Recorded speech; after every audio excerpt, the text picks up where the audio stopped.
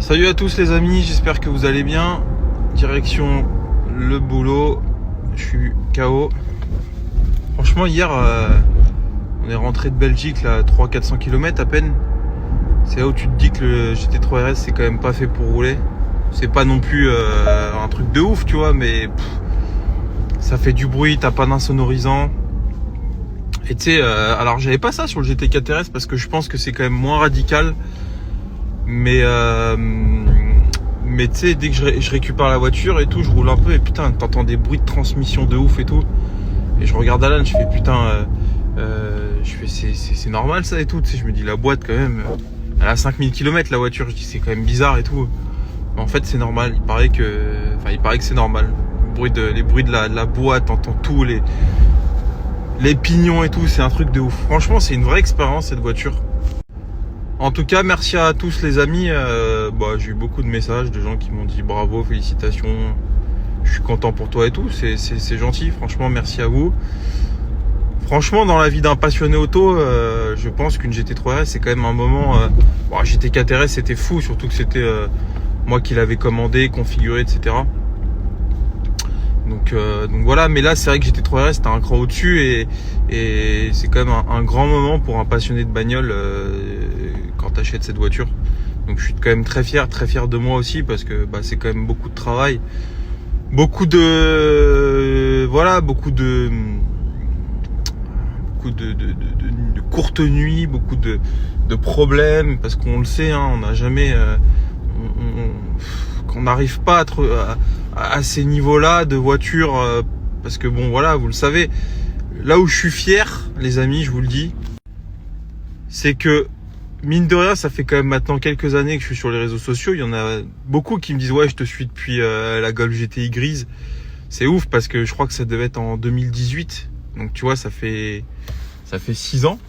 Ouais, c'est pas énorme 6 ans, mais c'est quand même beaucoup. Dans la vie professionnelle, en 6 ans, il peut se passer plein de trucs. On peut exploser, comme stagner, comme échouer, c'est un truc de ouf.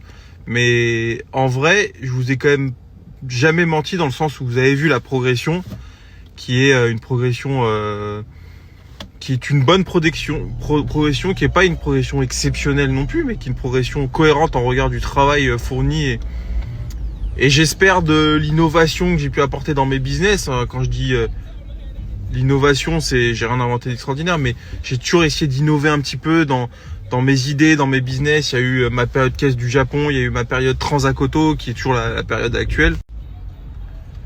Mais tu vois, la colonne vertébrale de tout ça, ça a été le travail. Et ça, vous le voyez, je mens pas, tu vois, ça a jamais été facile, c'est toujours pas facile. Là, je vais au travail, j'ai une tonne de trucs à gérer, des emmerdes, des trucs plus cool parce que j'ai des livraisons cet après-midi. Hier j'ai vendu des voitures, donc mais ça reste compliqué quand tu vas au travail. C'est la guerre, frère. Tu fais la guerre en fait. Tu vois, c'est toujours des prises de tête. Je me laisse pas faire, mais en même temps j'essaie d'être juste, tu vois. Et les gens qui me suivent le savent. Bon, voilà. En tout cas, j'expliquerai. Je ferai une vidéo là fin de semaine YouTube pour vous expliquer parce que il y a plein de gens qui comprennent pas parce que j'avais dit que j'avais acheté une 992 GT3 RS. C'est vrai. Et pourquoi c'est une 991? J'expliquerai tous les tenants et les aboutissants. C'est intéressant.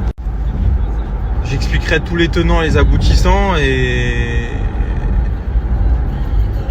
voilà. Et si tout se passe bien samedi, j'ai une autre nouvelle bagnole qui arrive. Celle-ci, je pense que vous devez vous douter de laquelle dont il s'agit. Et la semaine prochaine, j'en ai encore une autre. Cette année, je me suis quand même bien privé entre guillemets pour arriver à ma petite collection de voitures dont la dernière arrivera fin d'année, début d'année prochaine. Et puis voilà, après on va se calmer un petit peu. J'ai d'autres projets que les bagnoles, mais en tout cas, je suis fier de moi. Et je suis fier de vous avoir montré que, en vrai, encore une fois, c'est ce que je dis souvent, parce que les gens me disent ouais, comment tu fais à 30 ans, etc. Alors, encore une fois, ma réussite n'est pas extraordinaire. Il y a des gens qui sont arrivés à bien plus haut que moi à mon âge. On connaît tous les exemples. Voilà, je vais pas les citer, mais vous le savez. Mais à ma petite échelle, je suis assez fier de moi, de construire les choses étape par étape. Et surtout, en fait, il y a des réussites qui sont extraordinaires sur lesquels on aura du mal à arriver, il faut le dire, faut arrêter de se raconter des conneries, tu vois. Maintenant, il y a des réussites qui sont totalement accessibles. Je dis pas que j'ai réussi, mais je pense être sur un certain chemin de la réussite professionnelle. Après, il y a des réussites personnelles, encore une fois, mais ça c'est personnel, tout à chacun. Mais d'un point de vue réussite professionnelle, ma réussite, elle est complète, enfin mon chemin de réussite est complètement accessible, n'a rien d'extraordinaire. Et ça, je suis fier de vous le montrer, parce qu'au final, ça montre à tous les gens qui me suivent, les plus jeunes et les moins jeunes. Je sais qu'il y a des gens qui parfois m'écrivent, qui me disent j'ai 40 ans, je suis en reconversion professionnelle, etc. Bah, j'ai envie de vous dire, encore une fois, c'est très prétentieux ce que je vais dire, mais ça ne l'est pas tant que ça, parce que je sais ce que ça a impliqué, tous les efforts, et au final, les gens qui travaillent vraiment et sont dans un peu le même délire que moi, savent ce que c'est, tu vois, savent les nuits blanches, savent les prises de tête, les moments de doute. Moi, je me rappelle de conversations qui ont duré des minutes avec mon pote Jeff, qui est un ami hyper fidèle et que j'appelle tout le temps quand j'ai des galères. Le pauvre, je l'appelle jamais quand ça va. Enfin si, mais bon, voilà. Et c'est un mec qui me conseille toujours en me disant fais ci, fais ça. Et bref, lui pourra témoigner des moments où je l'appelle, où je suis au bout de ma vie, tu vois, où j'y crois plus et tout, et puis le lendemain je me lève et j'y crois, et tu vois, ça. Et du coup, les gens qui me suivent et tout, je suis fier de leur montrer que, en ne lâchant rien, en étant résilient, en fait, on peut y arriver, tu vois. Après, c'est qu'une bagnole, faut pas non plus. Mais bon, c'est quand même un petit achèvement personnel dont je suis fier. J'ai une GT3 RS. Et ça, mine de rien, et j'en suis d'autant plus fier parce que je vais aller dans le détail, je vais aller loin dans le détail, c'est des choses qui vous regardent pas. Mais pour le coup, c'est une voiture, contrairement au Taycan. Bon, le Taycan c'est différent, ça aurait été complètement con de l'acheter content. Mais la GT3 c'est une voiture que j'ai achetée cash, sans faire de crédit, sans faire de financement, de crédit buy ou autre. Et donc je suis d'autant plus fier qu'elle m'appartient, cette voiture. C'est-à-dire que je peux vraiment la brûler.